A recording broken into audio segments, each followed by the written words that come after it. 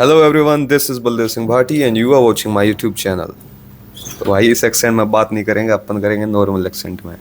तो ये वीडियो बना रहा हूँ मैं स्पेशली उन भोले भाले बच्चों के लिए जो कि बाप कॉलेज या फिर फलोदी कॉलेज में अभी पढ़ रहे हैं और अभी अभी स्कूल से बाहर निकले हैं। स्कूल में भी उन्होंने कुछ नहीं सीखा और अभी तो बिल्कुल ही कुछ नहीं पता भाई, ये सेमेस्टर क्या होता है, ये असेसमेंट्स क्या होते हैं, फाइलें क्या होती है, कुछ नहीं पता भाई किसी को। कोई दिक्कत वाली बात नहीं है।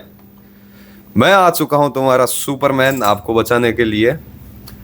बचाऊंगा बस जानकारी दे के, बाकी भाई समझ नहीं आए तो क्या कर सकते हो यार, बैग लेके वापस से देख लो वीडियो, फिर भी समझ नहीं आए तो लिख के समझ लो, और क्या ही कर सकते हो आप लोग। तो इस वीडियो में आपको समझाऊंगा कि जो प्रोसेस होता है रेगुलर कॉलेज में, मतलब टोटल स्टूडेंट एडमिशन लेके फाइनल तक जो पास करता है, वो सब चीज़ें मैं आपको समझाने वाला हूँ अभी के जो सेमेस्टर वाइज स्कीम है उस हिसाब से। तो पहले देखो क्या हुआ करता था कि एनुअल स्कीम थी। एनुअल यानी कि सालाना, सेमेस्टर यानी कि ऐसा कुछ नहीं है भाई, कोई अंग्रेज ये नहीं आ गए यहाँ पे कि भाई ये सेमेस्टर कर दिया क्या हो गया भाई, बोर्ड आरबीएसई से सीबीएसई हो गया, ऐसा कुछ नहीं है भाई। सेमेस्टर यानी 6-6 महीने से जो चीज़ हो, एनुअल यानी कि जो चीज़ 1 साल से हो, बस दैट्स इट। इतना ही मतलब है भाई, और कुछ ज़्यादा कोई लेने देने नहीं है इसका।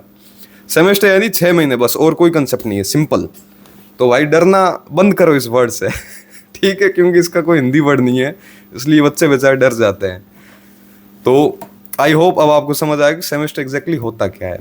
और अब बात है कि एडमिशन कैसे होता है। तो जिन लोगों का हो गया उनको तो पता है, जिनका नहीं हुआ उनको बता दूं कि जैसे ही भाई 12th के एग्ज़ाम लगभग होते हैं उसके बाद एक फॉर्म आता है। तो जो राजस्थान सरकार की वेबसाइट है DCE यानी कि डिपार्टमेंट ऑफ कॉलेज एजुकेशन, उस पर भी आप खुद भी फॉर्म भर सकते हो। और खुद बहुत ज़्यादा कॉम्प्लिकेट हो जाता है तो मैं आपको रिकमेंड करूंगा कि आप खुद तो ना ही भरो, आप आ सकते हो मेरी दुकान श्री जगदम्बा ई मित्रा बाप। वैसे दुकानें तो बहुत हैं लेकिन मैं अपनी दुकान रिकमेंड करूंगा क्योंकि आई एम द बेस्ट क्योंकि भाई मेरे को नॉलेज है, मैं अपडेट्स देखता हूँ, मैं नोटिसेस देखता हूँ, बाकी लोगों को कुछ नहीं पता भाई, दुकानें खोल के बैठ गए हैं, बस इतनी सी बात है। तो इसीलिए मैं रिकमेंड करता हूँ खुद को, डॉक्टरों का सुझाव है नंबर 1 ब्रांड। तो भाई फॉर्म भरवाने के लिए आप यहाँ पे आ सकते हैं। अब देखो जैसे ही आप एडमिशन फॉर्म भरते हैं उस टाइम ऐसे रोना नहीं होता भाई डॉक्यूमेंट क्या है, डॉक्यूमेंट क्या है। भाई डॉक्यूमेंट वही है जो आपके पास है ऑलरेडी। यानी कि आप भाई 12th करके आप कॉलेज में आए हो तो ऑब्वियसली भाई 12th की मार्कशीट चाहिए। मार्कशीट, अब आप रहोगे कि यार मार्कशीट तो मेरे पास है ही नहीं भैया, क्या करूं मैं। अबे भाई ऑनलाइन रिजल्ट है ना, वो चलेगा। सरकार को पता है, कॉलेज डिपार्टमेंट को पता है कि भाई मार्कशीट नहीं आई अभी तक, तो इसलिए रोने का नहीं मित्रों, चिल करो, ऐश करो। तो आपकी जो भी ऑनलाइन स्क्रीनशॉट है, ऑनलाइन डिग्री मार्कशीट जो भी है उसकी फ़ोटो चलेगी। 10th की मार्कशीट मैंडेटरी है। उसके साथ में जो आपके बेसिक आइडेंटिटी प्रूफ्स होते हैं, आधार कार्ड, जन आधार कार्ड। देखो आधार कार्ड तो पूरे इंडिया में चलता है, राजस्थान के चौंचले अलग है तो यहाँ पे जन आधार कार्ड डाल दिया, ठीक है। उसके बाद अब आपको पता है कि भाई आरक्षण भी लगता है इसमें, जो कैटेगरी होती है, मतलब SC वाला बंदा 60 पे हो जाता है उसका एडमिशन, और जनरल वाले को 70 चाहिए, 75 चाहिए। तो ऑब्वियस सी बात है आपको जाति प्रमाण पत्र चाहिए होगा। तो अगर आपका नहीं बना हुआ है, या फिर OBC वालों को पता है हर 1 साल से बनाना पड़ता है, रिन्यू करना पड़ता है, तो रिन्यू कीजिए। SC ST वालों का भाई एक बार बनाया और लाइफ टाइम काम चलेगा। लाइफ टाइम तो नहीं, मतलब आप 2-2 3-3 साल से बनाते रहा करो, मतलब उसमें कुछ ना कुछ अपडेट होता है, टोकन नंबर वगैरह। और जो जनरल वाले हैं उनका भी हर साल EWS बनता है। तो उसके बारे में भाई अगर आपको एग्जैक्टली मुझे पता है कि भाई आपको कुछ नहीं पता, तो इसलिए मैं आपके लिए अलग से वीडियो लेके आऊँगा कि OBC सर्टिफिकेट क्या होता है, इसे कैसे बनवाते हैं, EWS क्या आता है कैसे बनवाते हैं, SC ST क्या होता है कैसे बनवाते हैं। तो इस चैनल पे आपको वीडियो मिल जाएंगे, थोड़ा बहुत स्क्रॉल कर लेना आप, पुराने वीडियोज़ में जाके आपको मिल जाएगा। तो देखो सर्टिफिकेट चाहिए, आधार चाहिए, जन आधार चाहिए, 10th चाहिए, 12th चाहिए। उसके बाद जो TC CC वगैरह आपको स्कूल से मिलते हैं वो आपको कॉलेज में जमा करवाने होते हैं, उनका फॉर्म से कोई लेना देना नहीं है। और अगर आपके पास कुछ एक्स्ट्रा क्वालिटीज़ है, स्किल्स है, जैसे कि आपने NCC कर रखी है, स्पोर्ट्स में आपका है, तो वो आप सर्टिफिकेट यूज़ कर सकते हैं। 3 नंबर 5 नंबर आपको एक्स्ट्रा मिल जाएंगे उससे। तो अब देखो भाई आपने फॉर्म भर दिया, ठीक है।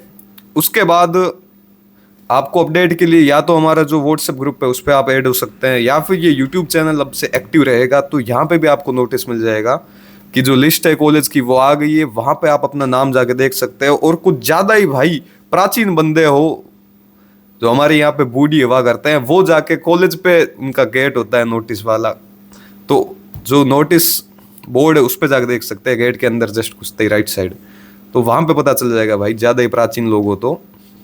और अब देखो आपका नाम आ गया, ठीक है। अब इसमें दो लिस्ट आती है, एक होती है वेटिंग लिस्ट, एक होती है मेरिट लिस्ट। अगर आपका नाम कंफर्म वाली लिस्ट में, मेरिट वाली लिस्ट में, यानी कि आपका कंफर्म हो गया। वेटिंग लिस्ट में उनका नाम होता है जिनके चांसेस है अभी, अगर सीटें बच जाती है, कुछ लोग एडमिशन कैंसिल करवा देते हैं क्योंकि साइड में बीएसटीसी बीटीटी बहुत से चमेले झमेले हैं भाई, चौंचले हैं, तो उनकी वजह से जो वेटिंग वाला होता है सेक्शन, उनका भी नाम कंफर्म हो सकता है। तो फीस जो है दोनों को भरनी है, मेरिट वालों को भी भरनी है, उनका तो एडमिशन सीधा कंफर्म हो जाएगा। और जो वेटिंग वाले लोग हैं वो अगर फीस भरते हैं तो उनका एडमिशन कंफर्म हो जाता है, तो अच्छी बात है, मोस्ट प्रोबेबली भाई हो जाएगा। अगर नहीं होता तो आपकी फीस आपको वापस कॉलेज से मिल जाएगी, आपको जाके एक एप्लीकेशन लिखनी होती है, सिंपल सा प्रोसेस है।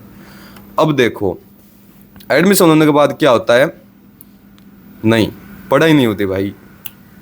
मुझे पता था आपने सोचा होगा पढ़ाई होती है, लेकिन कॉलेज में पढ़ाई जैसी कोई चीज़ नहीं होती है। खासकर राजस्थान की सरकारी जितनी भी कॉलेज है, मैंने भाई बहुत सी कॉलेज देखी है, कहीं पे भी भाई 1% पढ़ाई नहीं है।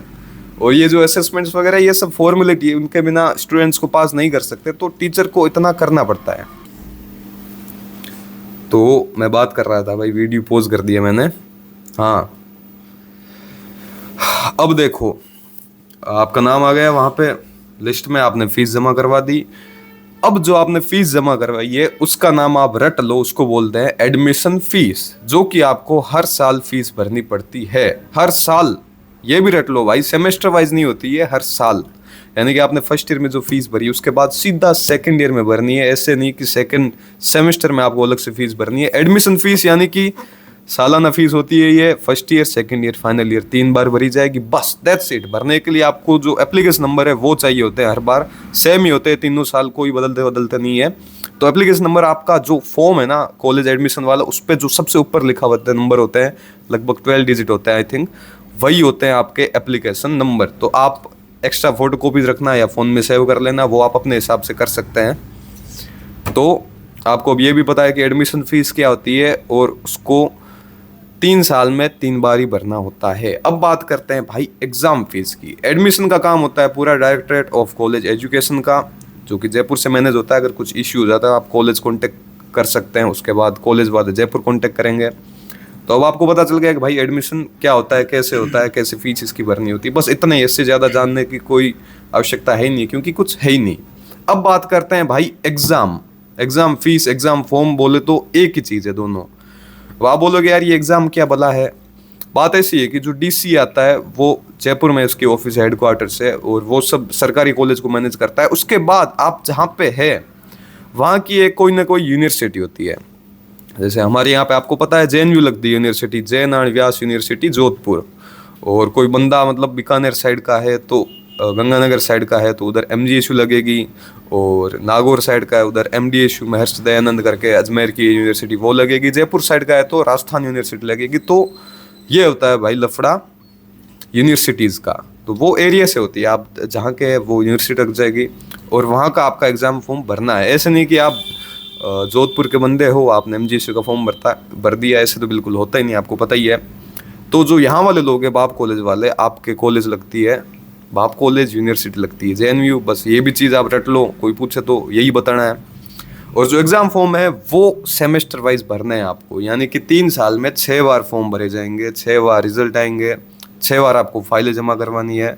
बस ये इतना सा लफड़ा है भाई। अगर फिर भी कुछ समझ नहीं आता, कमेंट सेक्शन खुला पड़ा है, आप पूछ सकते हो।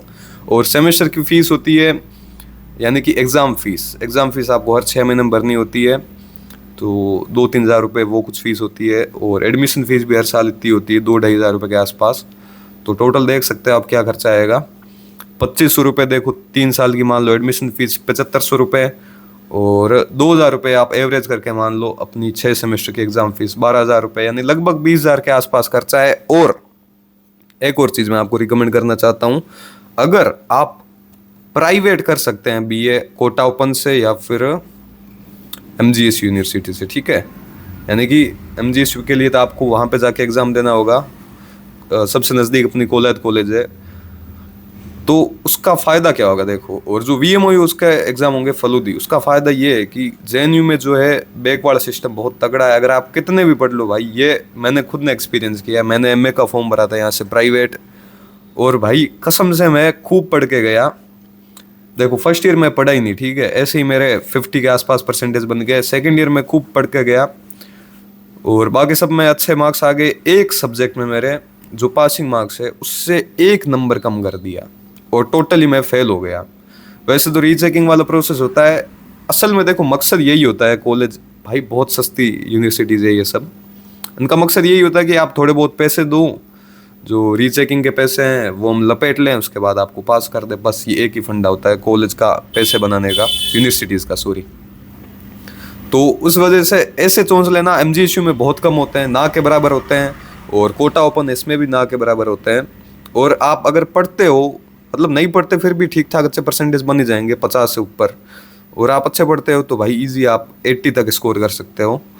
तो इस वजह से जो लोग मतलब कर सकते हैं भाई, लड़कों को क्या ही दिक्कत होगी, जैसे कॉलेज जाके एग्जाम देना, बीकानेर जाके, भाई उनके लिए एक अलग एडवेंचर ही होगा। बाकी लड़कियों का तो भाई मैं कुछ कमेंट नहीं करने वाला, क्योंकि मेरे को लगता नहीं है भाई यहाँ की जो लड़कियाँ पढ़ती है ना वो आगे जॉब उनका कोई किसी का मकसद ही नहीं होता भाई। कॉलेज डिग्री कर लेती है ठीक है, फिर पता चलता है कि भाई फिर लड़की आती है, जैसे आपको पता ही है मैं दुकान में रहता हूँ, तो 1 साल बाद आती है वो घूंघट ओढ़े। ऐसे नहीं, मतलब मैंने किसी को देखा ही नहीं है भाई, किसी का सिलेक्शन हो गया, किसी ने फॉर्म भरवा ली, नौकरी का फॉर्म तक नहीं भरवाते भाई लड़कियां यहाँ की, फॉर्म तक नहीं भरवाती। बस उनको कॉलेज करनी है, बस ऐसे ही टाइम निकालना है, फिर ससुराल जाना है। प्लीज़ इस मेंटलिटी को चेंज कीजिए, इंडिपेंडेंट बनिए। इंडिपेंडेंट वुमेन जो नहीं होती आजकल बहुत पॉपुलर, अपने डिसीजन खुद लीजिए। कोई एक जॉब की तैयारी कीजिए जब तक आप ग्रेजुएशन कर रहे हैं, क्योंकि आपको पता है कॉलेज में भाई नहीं पढ़ना होता है, तो आप उस टाइम में वो बेस्ट टाइम होता है कोई भी तैयारी करने का। तो आप अपना कोई ना कोई एक लक्ष्य बनाइए, उस पर चलिए, और कोई भी इंफॉर्मेशन चाहिए हम आपके लिए अवेलेबल रहेंगे। धन्यवाद ये वीडियो देखने के लिए, मिलते हैं आपसे नेक्स्ट वीडियो में। Thank you so much for watching.